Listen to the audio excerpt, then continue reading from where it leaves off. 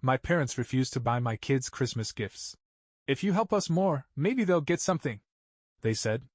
So I stopped sending money, and a week later. I always knew my parents weren't the warm, nurturing type, but I never thought they'd stoop this low. I had been supporting them financially for years, paying their bills, covering unexpected expenses, even slipping them extra cash when they claimed they were struggling. It wasn't easy. I had a wife, 2 kids, and a mortgage of my own to handle. But they were my parents. And no matter how ungrateful they were, I still felt responsible for them. That changed last week. Christmas was coming up, and for once, I decided to ask them for something, just a small gift for my kids. Nothing extravagant, just a token to show that they cared. It wasn't like I was asking for anything for myself. I should have known better.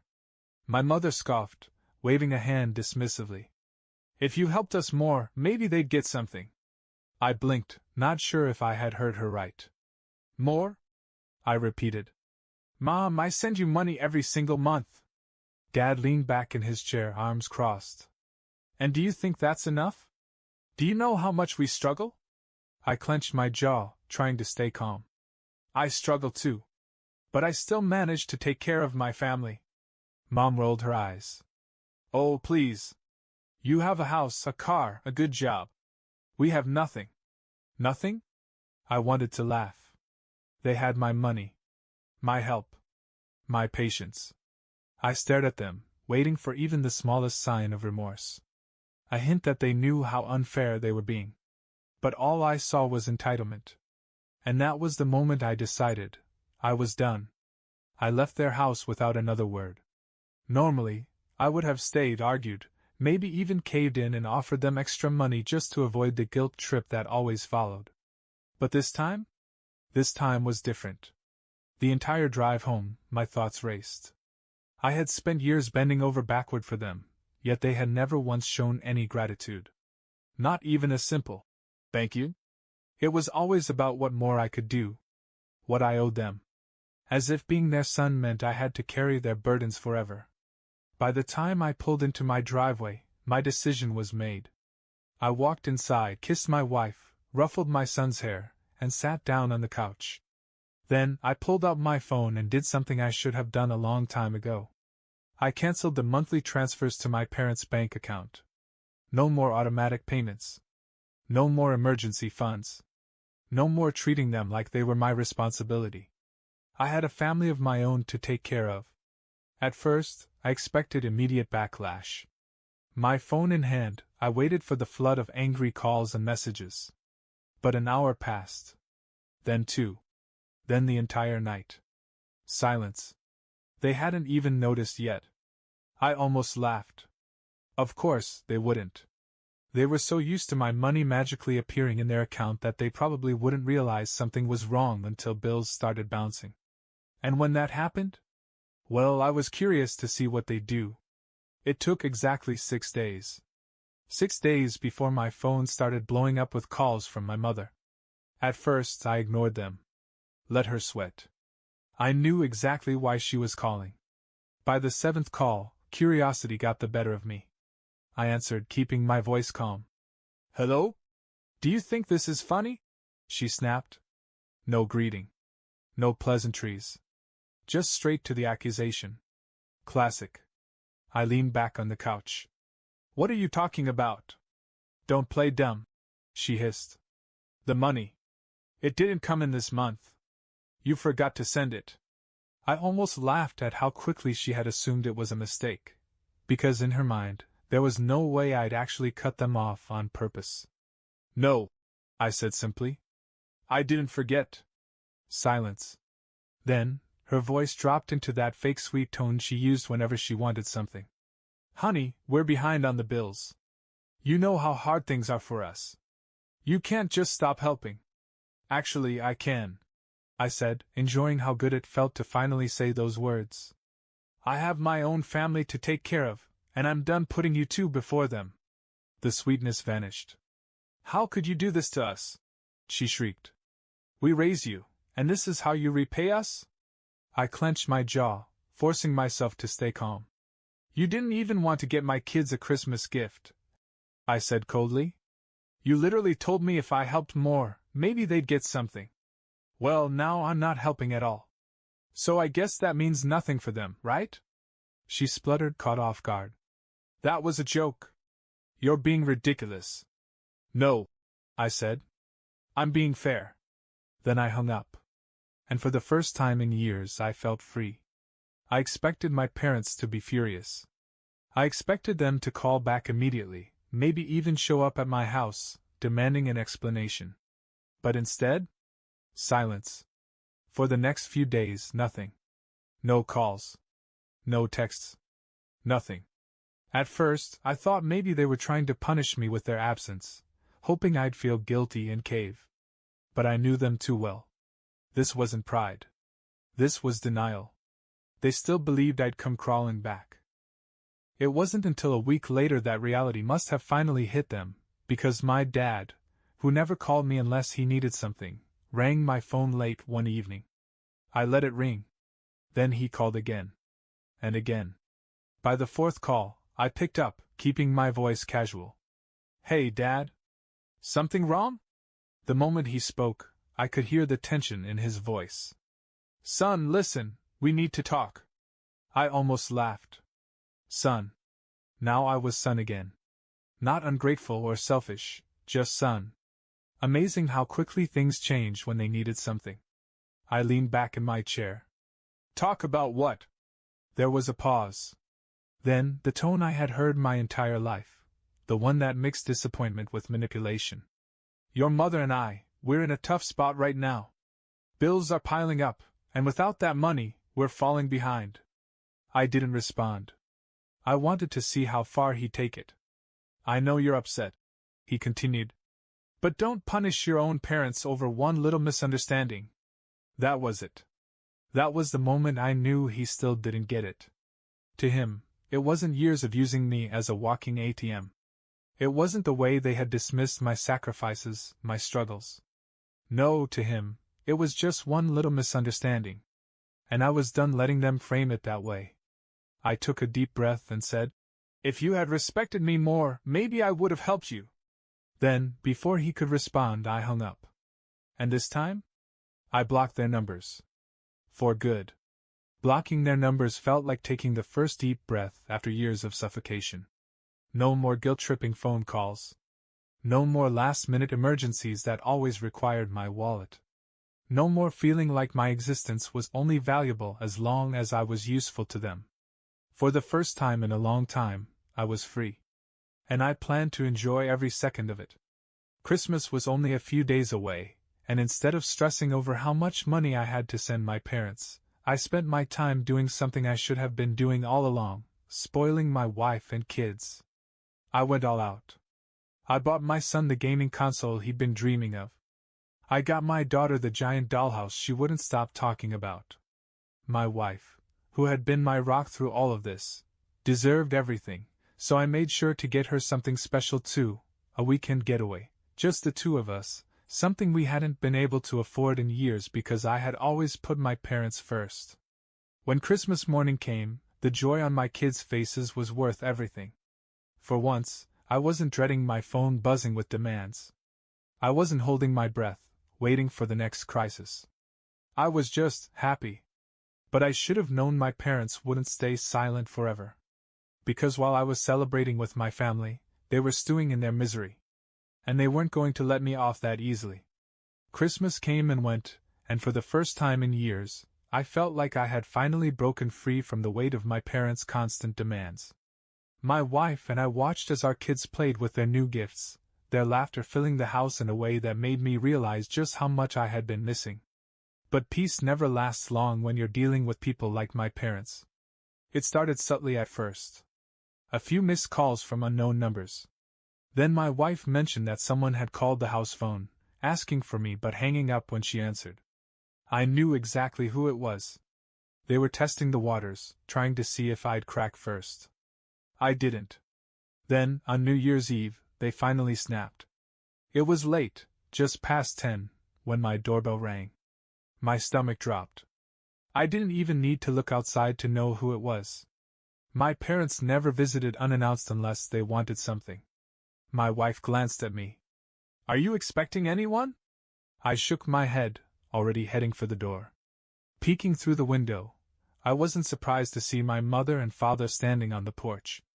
Mom had her arms crossed tightly over her chest, and Dad looked more annoyed than anything. I opened the door but didn't step aside. What are you doing here? Mom scoffed. Are you really going to leave your parents standing outside in the cold? I raised an eyebrow. Why not? You didn't mind leaving my kids with nothing for Christmas. That hit a nerve. Mom's lips thinned, and she glanced at Dad, as if hoping he'd jump in. He didn't. Instead, he sighed and ran a hand through his graying hair.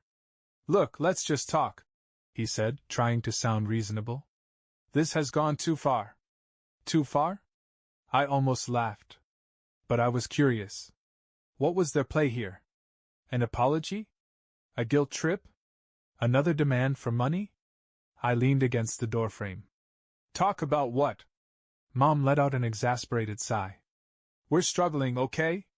Bills are overdue, we're behind on rent, and we don't have anything left in the fridge. We're in real trouble.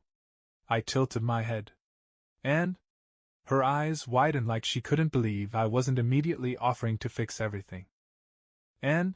She repeated, her voice sharp. And you need to help us. We wouldn't be in this mess if you hadn't cut us off so suddenly. There it was. The same entitlement, the same lack of accountability. I crossed my arms.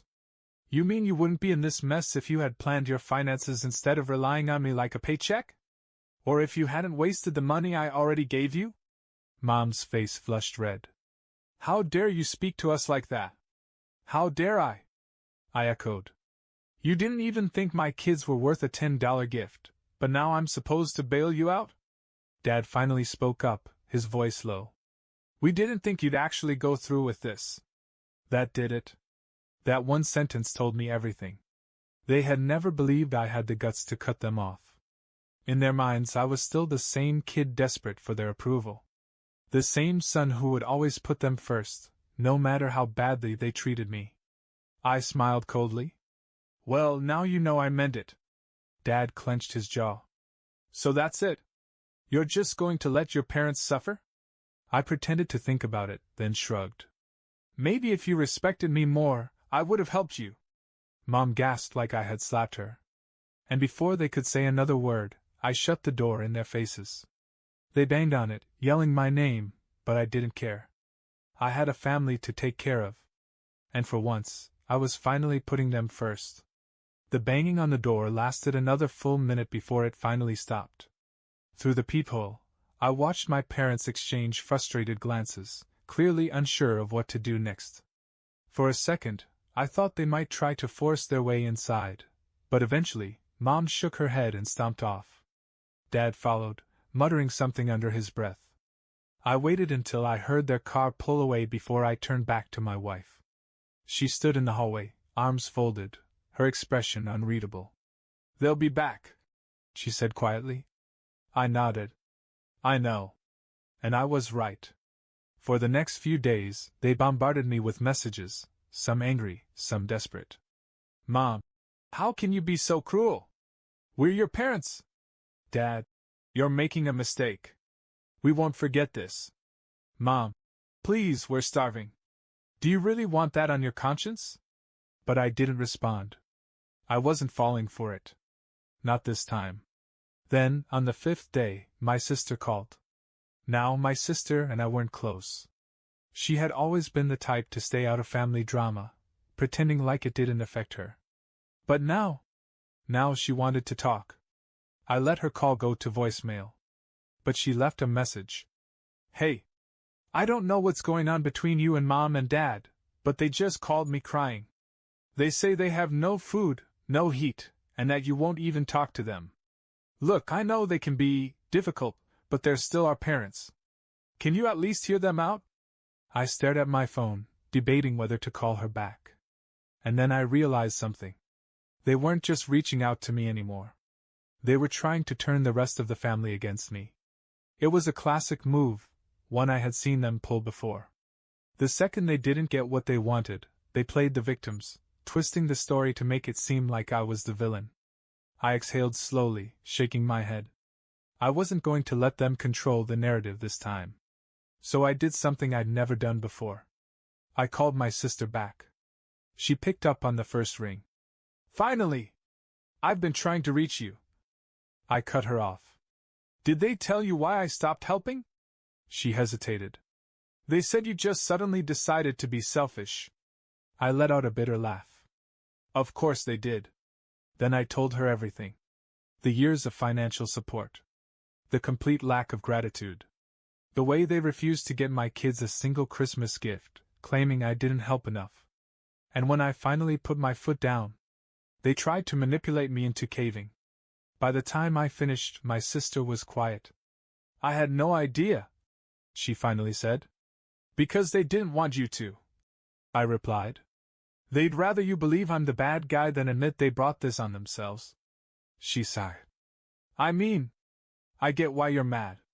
But don't you think cutting them off completely is a little harsh? I closed my eyes, taking a deep breath. Let me ask you something, I said. How much have you helped them financially? She was silent. Then, quietly, she admitted, I haven't. Exactly. She might have felt guilty, but I didn't. Not anymore. I had done my part. More than my part. And I refused to be guilt-tripped into sacrificing my own family's happiness for two people who never once appreciated it. If you feel bad for them, you're welcome to send them money, I told her. She didn't respond. Instead, she muttered, I'll think about it. But we both knew she wouldn't. Because deep down, she knew the truth. Our parents had made their bed. And now? They were finally being forced to lie in it. After that call with my sister, things went quiet. Too quiet. No calls.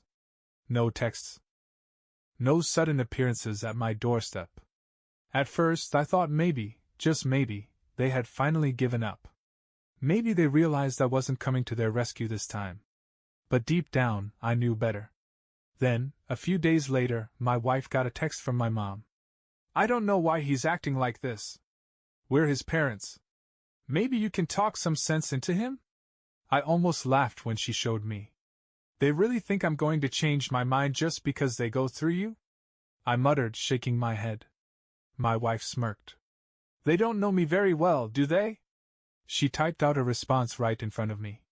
He made his decision. I support him 100%. Don't contact me again. And just like that, she blocked my mom's number.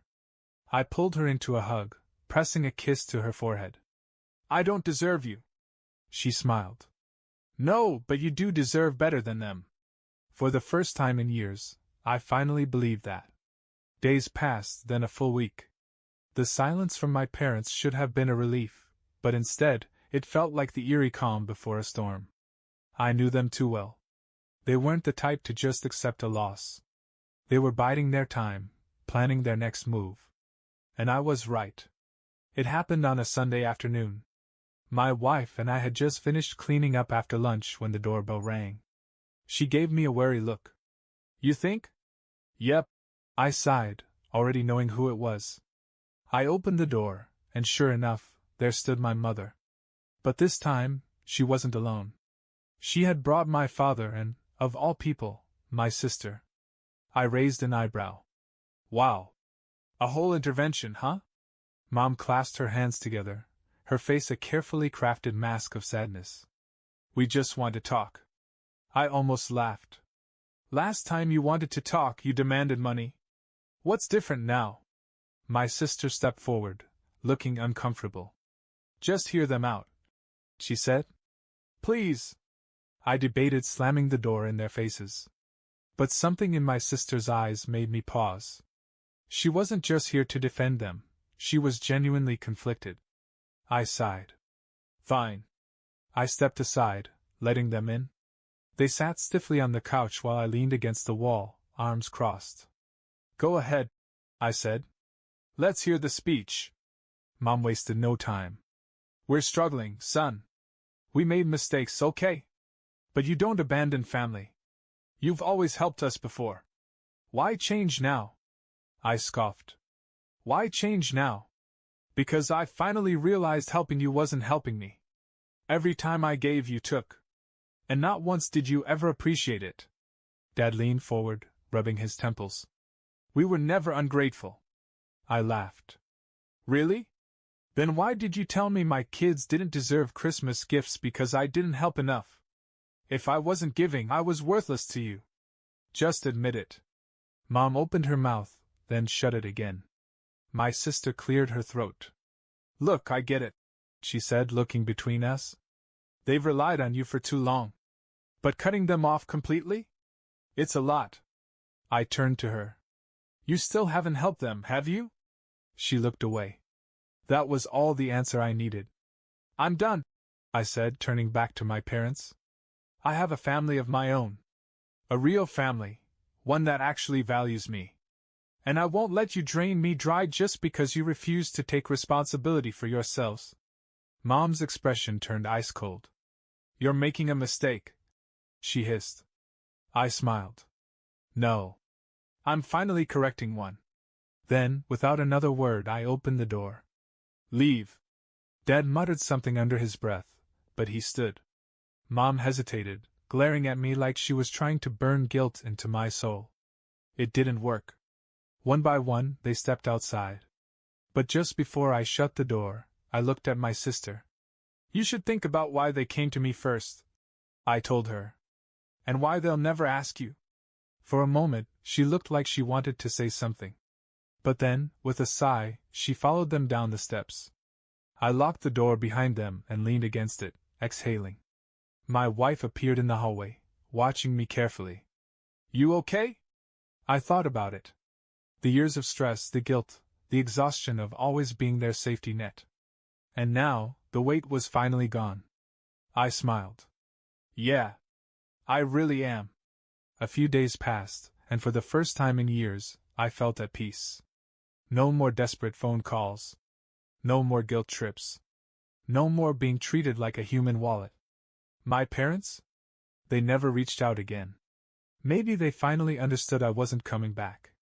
Maybe they just moved on to their next target. Either way, it didn't matter. I had my family, my real family. The one I had built. The one that actually cared about me, not just what I could provide. One night, as I tucked my kids into bed, my son looked up at me and smiled. Dad, this was the best Christmas ever. And in that moment I knew, walking away was the best decision I had ever made.